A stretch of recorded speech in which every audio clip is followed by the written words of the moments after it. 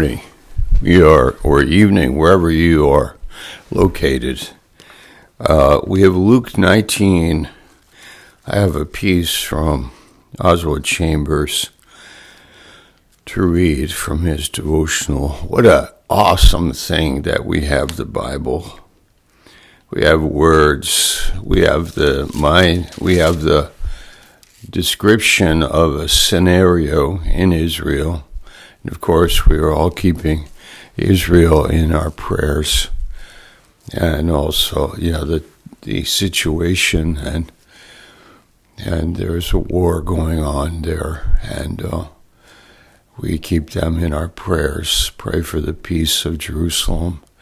Also, regarding the gospel, what an amazing message of grace. Also, the reality of demonic activity and the world being evil. Actually, the world is, as we know. So, Ephesians 2:1, dead in our sin, according to the prince of the power of the air. It's amazing. Okay, Luke 19 and verse 41, 42. Now as he drew near, he saw the city and wept over it, saying, if you had known, even you, especially in this your day, the things that make for your peace, but now they are hidden from your eyes. I think if we took that verse apart, and we have a message on every part of it. Number one, he saw the city, wept over it. He saw what they could have had. He saw their potential. He saw what would be if they feared God and trusted him and received him. They received him, not rejected him. He saw something, and he wept. He wept as like us when we look at a homeless person. I'm not talking about what that homeless person has brought them to that place, but I'm talking about seeing somebody's potential, seeing closed hearts, closed eyes, seeing what destruction is, what deception is, seeing hardship and pain that would not have to be there, not necessarily be there. So he said, the next part, if you had known, even you. So that's pretty amazing. Even you, like if you had known, even you. I wonder what that means. If you had known,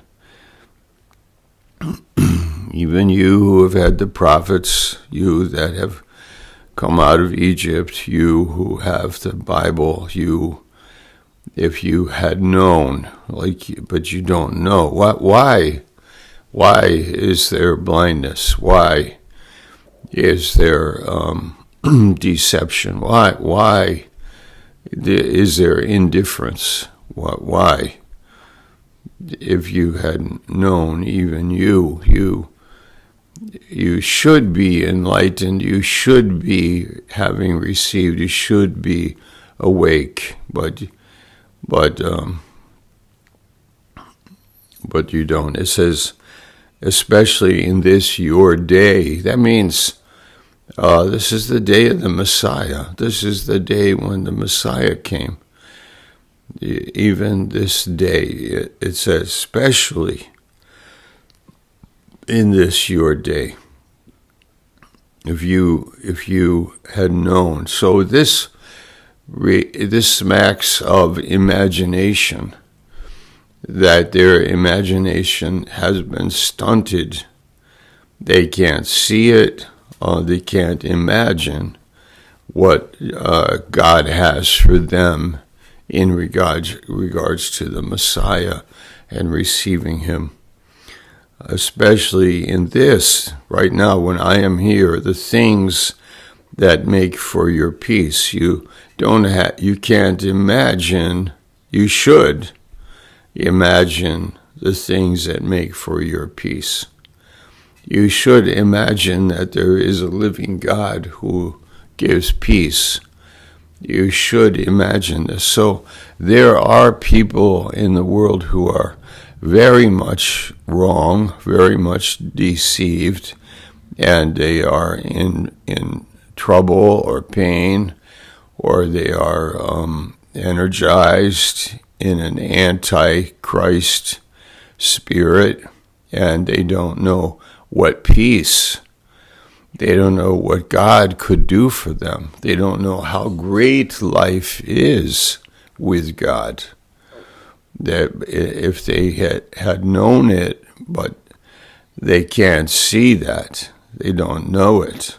That's the thing we should fear as people, that we would be missing out on God and His peace, His plan, His love. We should fear God and just ask God to help us, that we could imagine that my life could be better, that I could have quality friends, quality relationships, quality thoughts, quality motivation, quality spirit-filled, that's what I mean, spirit-filled love and joy and peace and fellowship and deep cooperation with others in God. If I could see that, he said, but now you're hidden. They are hidden from your eyes. Now comes a devotional from Oswald Chambers, where I got this thought from that I just said. He says here on April 3rd, Jesus had entered into Jerusalem in triumph. The city was stirred to its foundations, but a strange God was there, the pride of Phariseeism. It was religious and upright, but a whited sepulchre. What is it that binds me in this, my day? Have I a strange God? Not a disgusting monster, but a disposition that rules me. More than once God has brought me face to face with the strange God, and I thought I should have to yield, but I did not do it. I got through the crisis by the skin of my teeth, and I find myself in the possession of the strange God still. I am blind to the things which belong to my peace. It is an appalling thing that we can be in the place where the Spirit of God should be getting at us unhinderedly, and yet increase our condemnation in God's sight. If you had known, God goes direct to the heart with the tears of Jesus behind. These words imply culpable responsibility. If you had known, it's meaning if you had known, you should have known. If you had known what I have for you, and you should have known, but you have a strange God replacing God. You have something you're holding on to that you can't give up. You have something that is blinding you to what you could have. You have something replacing the living God. And Jesus is up on Mount Olives looking down and weeping, knowing what they could have had. God holds us responsible for what we do not see.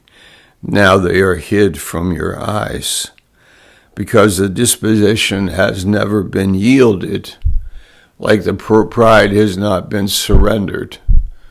The disposition of my stubbornness has not been surrendered. The unfathomable sadness of the might have been. God never opens doors that have been closed.